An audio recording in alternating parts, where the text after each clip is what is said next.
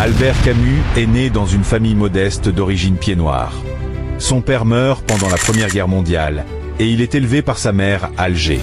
Très tôt, il se distingue par ses talents intellectuels et obtient une bourse pour poursuivre ses études. Il fait des études de philosophie à l'université d'Alger, où il s'intéresse particulièrement à la pensée grecque et à la philosophie morale. Dans les années 1930, Camus s'engage dans le journalisme et milite contre les injustices sociales, notamment le colonialisme en Algérie.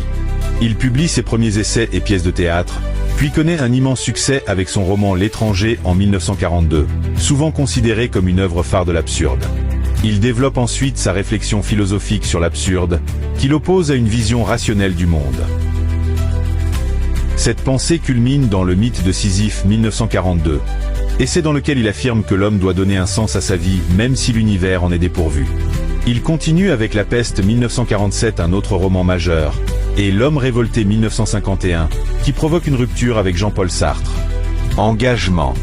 Camus était profondément engagé dans les causes humaines, mais il a toujours refusé les idéologies totalitaires, qu'elles soient de droite ou de gauche. Son opposition au stalinisme et sa position nuancée sur la guerre d'Algérie lui attirent des critiques de toutes parts. En 1957, à seulement 44 ans, Albert Camus reçoit le prix Nobel de littérature pour l'ensemble de son œuvre, marqué par la clarté de son regard sur la condition humaine. Il meurt tragiquement dans un accident de voiture en 1960, alors qu'un billet de train non utilisé est retrouvé dans sa poche. Il avait prévu initialement de voyager par rail. Albert Camus est aujourd'hui considéré comme l'un des plus grands écrivains et penseurs du XXe siècle. Ses œuvres continuent d'être étudiées et admirées dans le monde entier pour leur lucidité, leur humanisme et leur engagement moral.